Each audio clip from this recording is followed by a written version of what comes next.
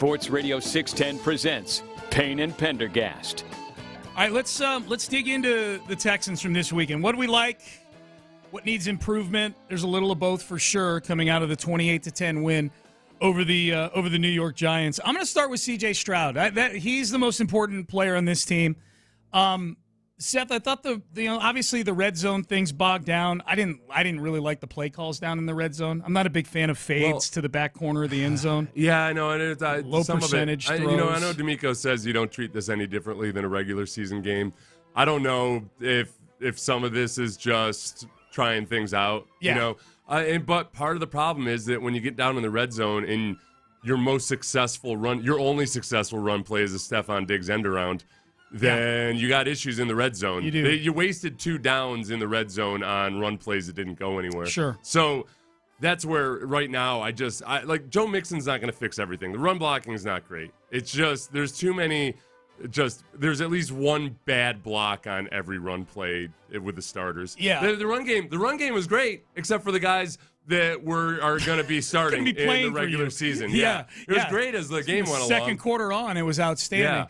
And the thing that the counterpoint somebody might make to what you're saying specifically about Saturday is, well, Laramie Tunsil wasn't out there. Well, Laramie Tunsil's not a road grader in the run game. He's a grudging run blocker. He's a grudging run blocker who's an elite pass blocker. Right.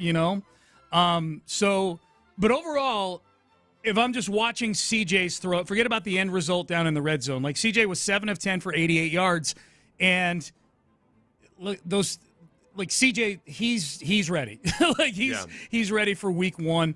I thought the 2 most impressive throws actually to me were the one that didn't count to Tank Dell because of the holding penalty on Brevin Jordan.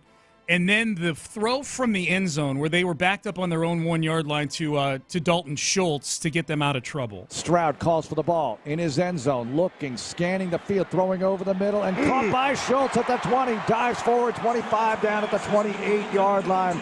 Dalton Schultz wide open in the middle of the field. Pinnock with the stop. Yeah, so he was wide open. It was a pitch and catch to Dalton Schultz. But that was one of those things, Seth, because that was right after Stingley's interception. And I know it's a preseason game, but if it were a real game and everybody's super invested in how we're going to win this thing and the game script and everything, the Giants would be rationalizing that interception. Like, all right, well, I guess it functions like a punt. We do have him pinned down on the 1-yard line. And then CJ just drops back in empty and like, whoop, Dalton Schultz, 26 yards. Yeah. That the part of what they're going to be able to do in the passing game when you have reliable guys like Dalton Schultz, when you have Joe Mixon out of the backfield, but then you also have those 3 wide receivers, that could be a lot of fun. Yeah. That could be a lot of fun. They've got to be able to run the ball and take advantage of those opportunities. This will be a team where the pass sets up the run. You don't have to run the ball. I mean, they got to get their run attempts to set up the play action. I mean, the throw to the boot to Dalton Schultz, that's set up by zone run play action. So they've got to establish that at some point, so you're just not burning those downs. Yeah. So then it becomes okay, we're going to play action on 2nd and 6 instead of 2nd and 10. It's a whole lot easier. That's a more successful and lethal play. Yes. When you're in that field position, they're putting CJ into too many gotta-have-it situations, no matter how good you are. Yeah, and fortunately he's really good at them, but you can't be putting him in that situation. All right, more stock up. Great game for John Mechie. 1st and goal. Keenum steps out to the right, throws right side, goal line, caught, touchdown, John Mechie! Yes! 3 catches on the scoring drive for the Texans to retake the lead. Yeah, 3 catches on the drive, including the touchdown. Here was D'Amico Ryans on John Mechie. For Mechie, I think he did a really, really nice job today, just catching the football, making some big-time plays for us, and it's exciting to see Mechie make those plays. I think nobody's more fired up than all of his teammates. You see the other receivers and to see their genuine excitement for him when he makes those plays, and just the entire team as a whole, is pulling for him to do well, and he did a really nice job today, and that's why I think you play the preseason games. That's why you have training camp practices, is to see guys continue to grow, get better, and shine when the opportunity comes. And Mechie had a really nice day today. Yeah, just him being able to catch the ball, that's the most obvious thing. That he's had a lot of drops. and he was sure-handed in that game. They had one play where he kind of double-tapped it a little bit. Yeah, he double-caught it, yeah.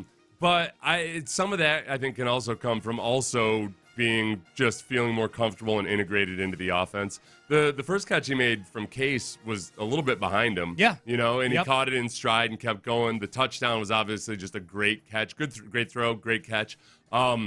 So I think with Mechie, I think they've seen the upside. We saw that athletically he's moving a little bit differently. And the big question has always been, all right, well, how do we judge this guy who just had a 2-year battle with cancer and was never physically quite right?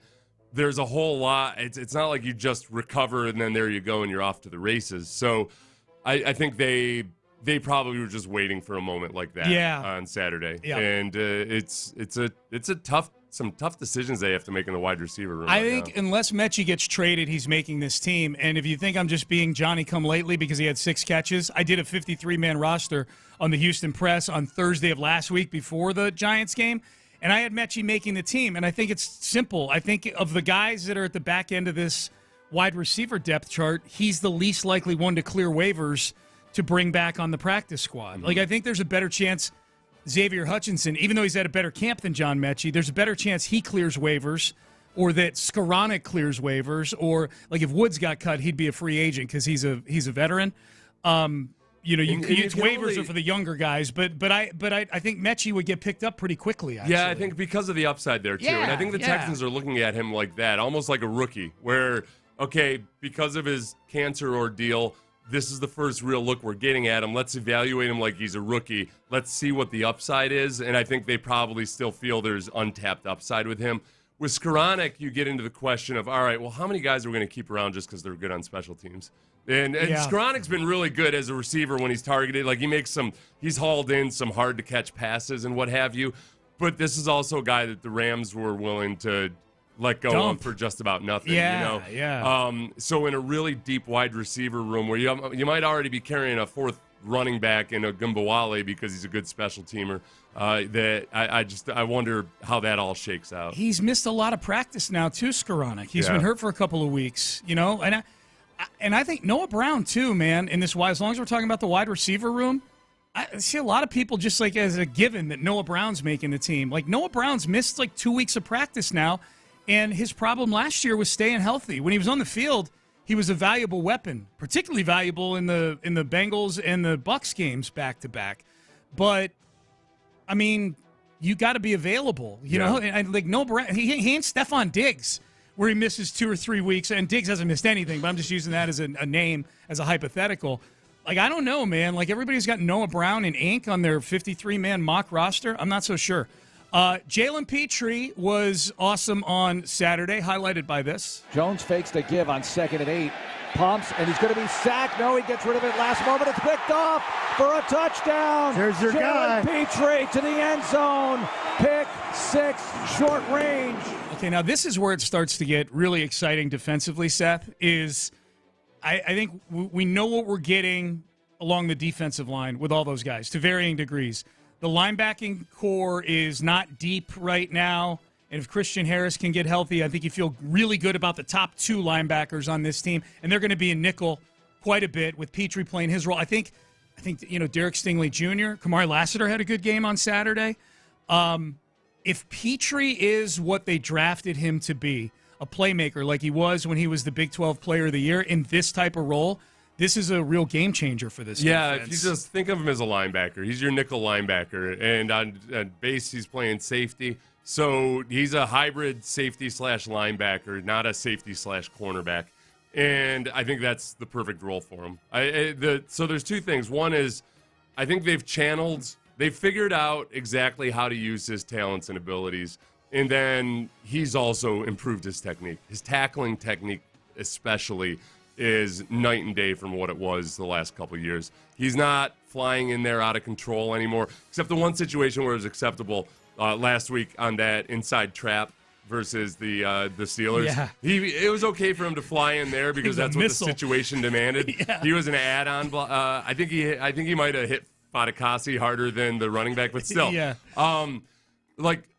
Even that play in the backfield that looks like it should be dead to rights, he settled down. He got his arms out wide to wrap up. That play out in the flats, he settled down, wrapped up, didn't go for the ball until after he had the tackle secured and pushing the ball carrier out of bounds.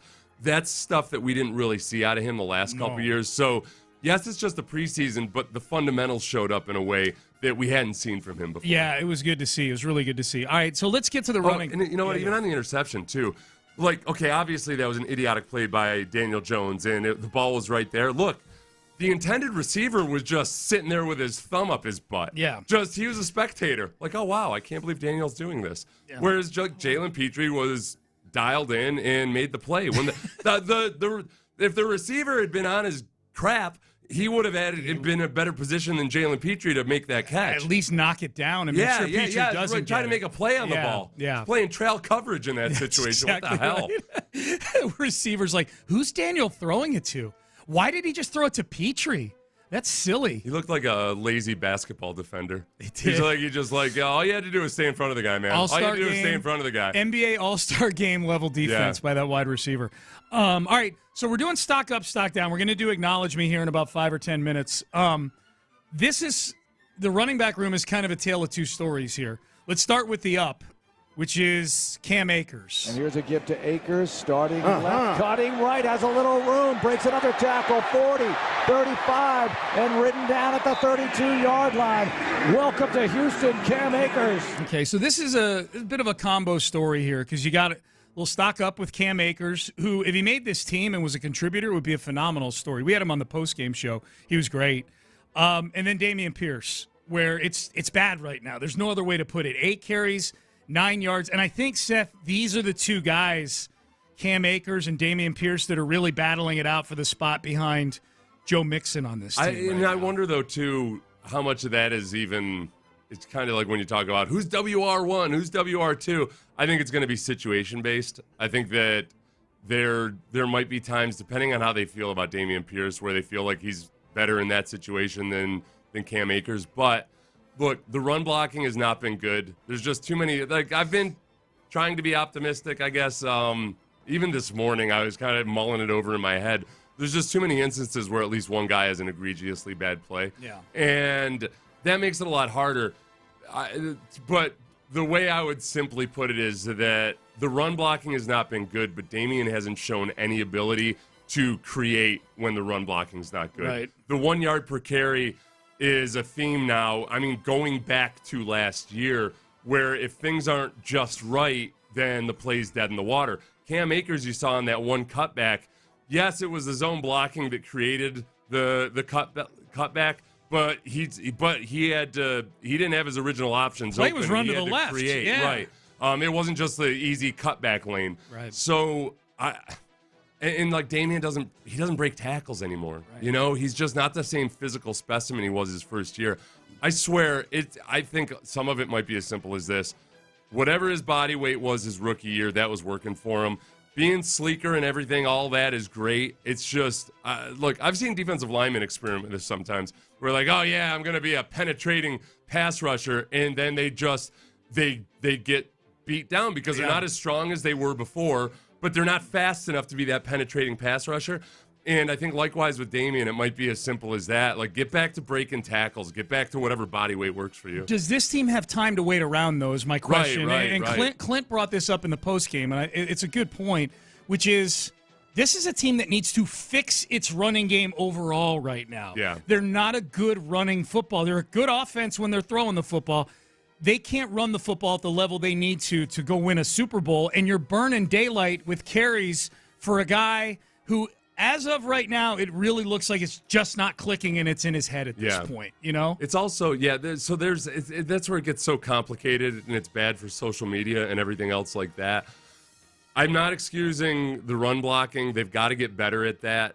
They've shown progress in some regards, but it's also just, it never feels like Damen quite has the vision for it. It's like looking at one of those hologram posters where you try to see the hidden. Yeah, I can never do that. Right. I'm Pierce when I'm I feel like looking some at that people thing. just can't do that. Yeah, it's whereas like Arian Foster in this analogy would look at it and wouldn't even have to unfocus his eyes or anything. Be building shooting out of it. Yeah, you're like, oh yeah, that's an MC Escher. Right. Whatever. Yeah. Right.